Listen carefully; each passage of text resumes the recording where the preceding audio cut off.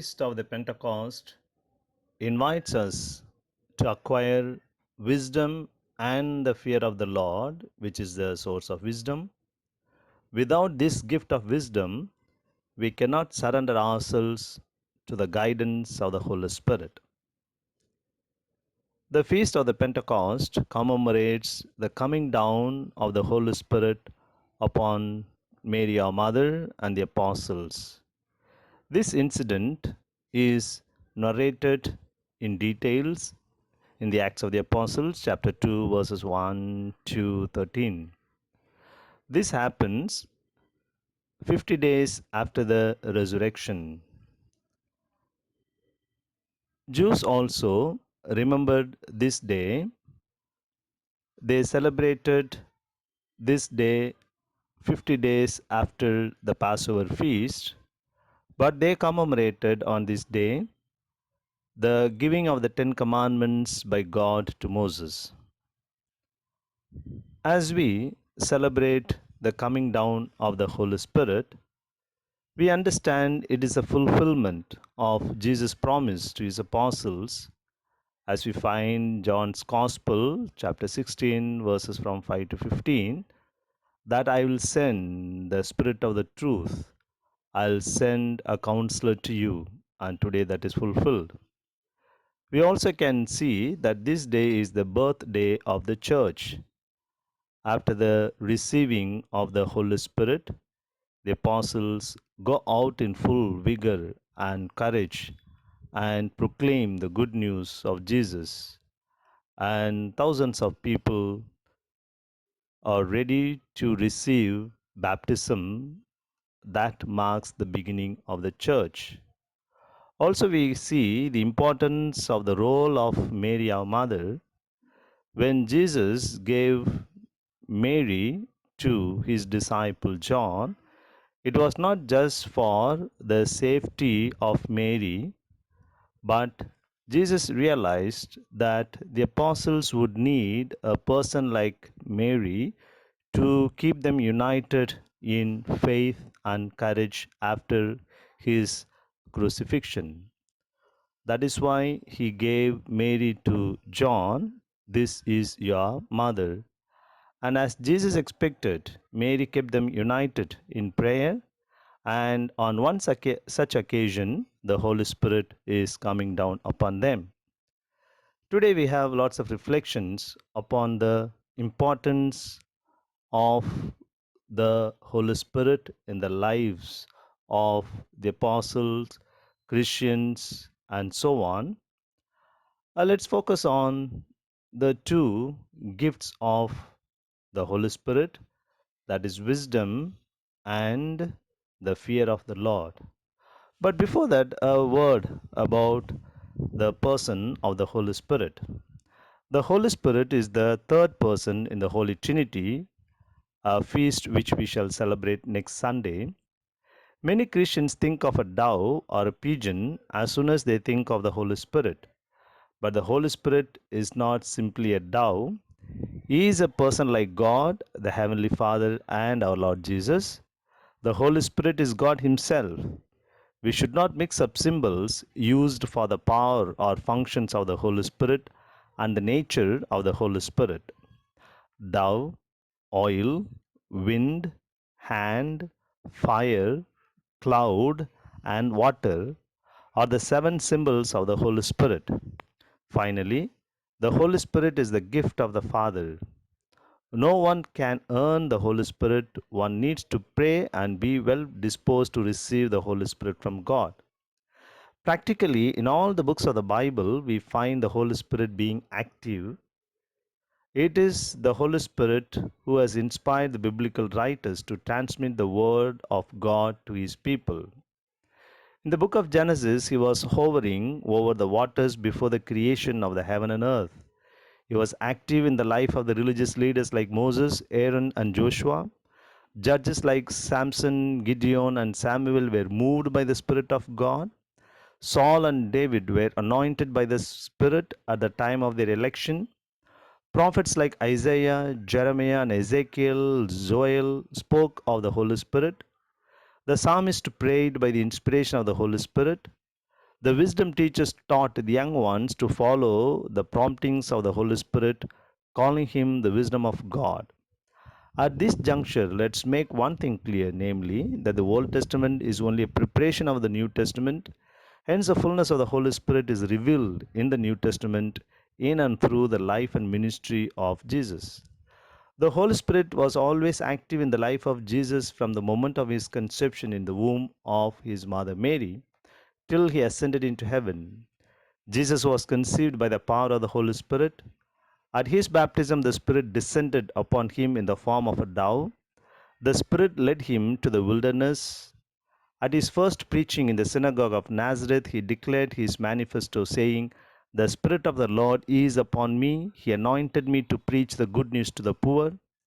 When the scribes and the Pharisees accused him of working with the power of demons, Jesus cautioned them lest they commit a sin against the Holy Spirit, which will not be forgiven.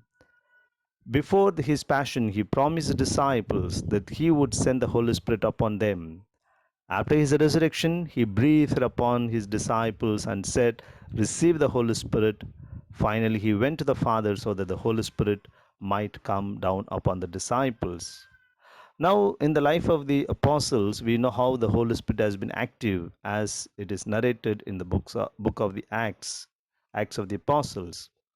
And the same Spirit is needed in the life of the Christians. We all need the gifts and the fruits of the Holy Spirit.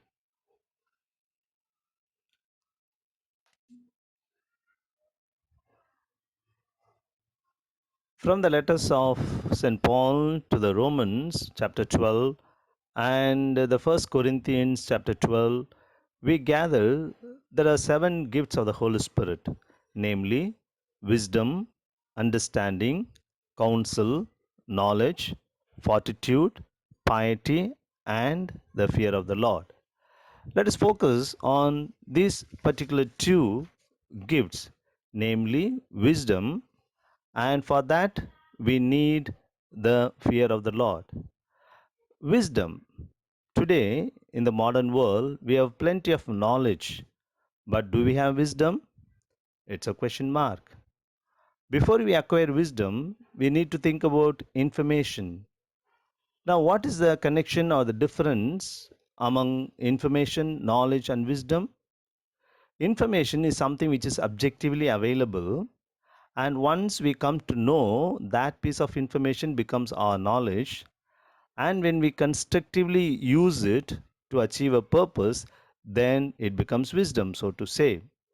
For example, if you want to know when a particular train leaves the Tiruchirappalli junction, we check the railway guide, or we look up the timetable board kept over there, or we make a phone call and find out. So, till we come to know the time of the departure of the train, it is available as a piece of information. Once I come to know, it becomes a piece of knowledge for me. And if I have to catch the train, then I need to start early so that I don't miss the train. So, unless I use the piece of information and the knowledge in a constructive way, there is no use of the information and knowledge. And for that, we need wisdom. For example, today science makes nuclear power available in our hands, but science will not tell us how to use that nuclear power. We can use it for constructive ways, purposes in order to achieve the needs of the energy in today's world. Or on the other hand, we can make a nuclear bomb and destroy a city. So science will not tell us how to use the nuclear power. It will only make the nuclear power available in our hands, and we need wisdom how to use it. T.S. Eliot, a great English poet, is asking a very pertinent question. Where is the knowledge that we have lost in information? And where is the wisdom that we lost in knowledge? And where is the life that we have lost in living? We are so much busy acquiring information, but in the process we lose knowledge. And we are so busy with acquiring knowledge, but in the process we lose wisdom. And finally, we all like to live happily, comfortably, but in the process we lose life itself. Isaac Asimov, another thinker, says the saddest aspect of life right now is that science gathers knowledge faster than society gathers wisdom. Meaning, whether this particular wisdom, the knowledge that we gather is not of big use, sometimes becomes dangerous also. Einstein said, Albert Einstein, a great scientist, any fool can know, but the point is to understand. And this understanding, in my opinion, refers to wisdom. One will never know how much we don't know, meaning, we will never know how much is there to be known in the whole universe. All that we know is what we know. For example, in a classroom, if we come to know five students are absent, how do we know? Because we know the total strength of the class, let's say 50 students should have been there, only 45 are there now, therefore 5 are absent. But if I do not know the total strength of the class, how many students are supposed to be there, if I don't know that number, I will never know how many students are absent. Similarly, one will never know how much we don't know because we do not know how much is there in totality to be known.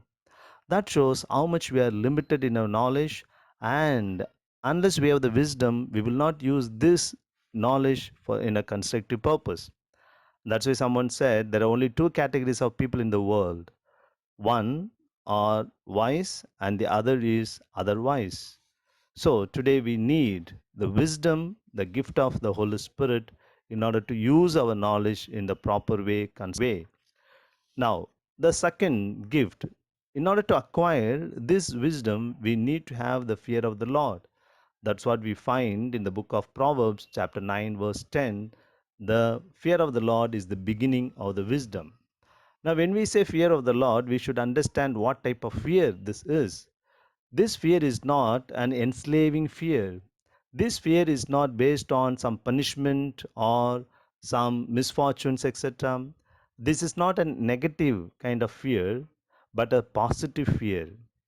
This fear of the Lord, is not like a student is having fear towards the teachers or the children towards their parents because the children are afraid of the punishments the parents would give. Rather, this fear of the Lord is a positive fear, namely, I must realize the unconditional love of God, and I must be always careful, I must be cautious that I must not hurt this unconditional. I must be careful, I must be cautious, and this kind of caution is the fear of the Lord. Because God Himself is not happy when we have a slavish kind of fear towards Him.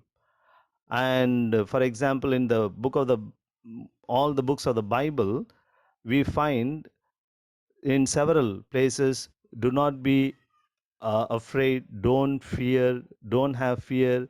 Like these expressions, there are 365 times, it seems, the Bible scholars say.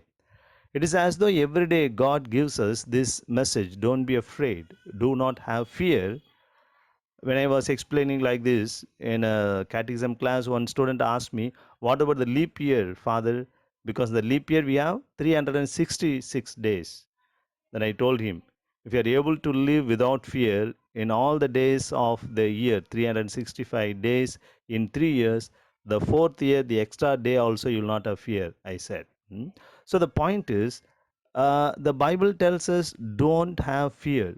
So when the Bible tells us don't have fear, the same Bible tells us have the fear of the Lord. So we must understand this kind of fear in its proper sense.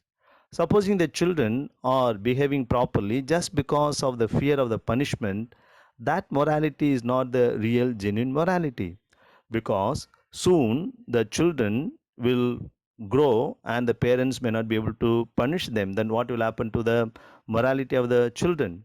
Also, sometimes if the children are afraid of the punishment, soon they may overcome the fear, or they become sort of insensitive to the pain of the punishment. Then what will happen to their morality?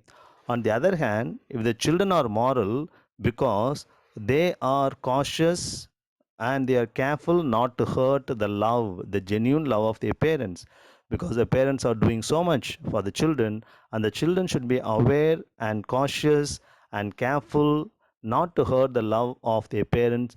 Then they will be always moral, and that kind of morality is the real genuine morality. And this kind of fear is the positive kind of fear which we need towards God. Therefore, today let us ask the Holy Spirit for all the gifts, especially the gift of wisdom and the gift of the fear of the Lord.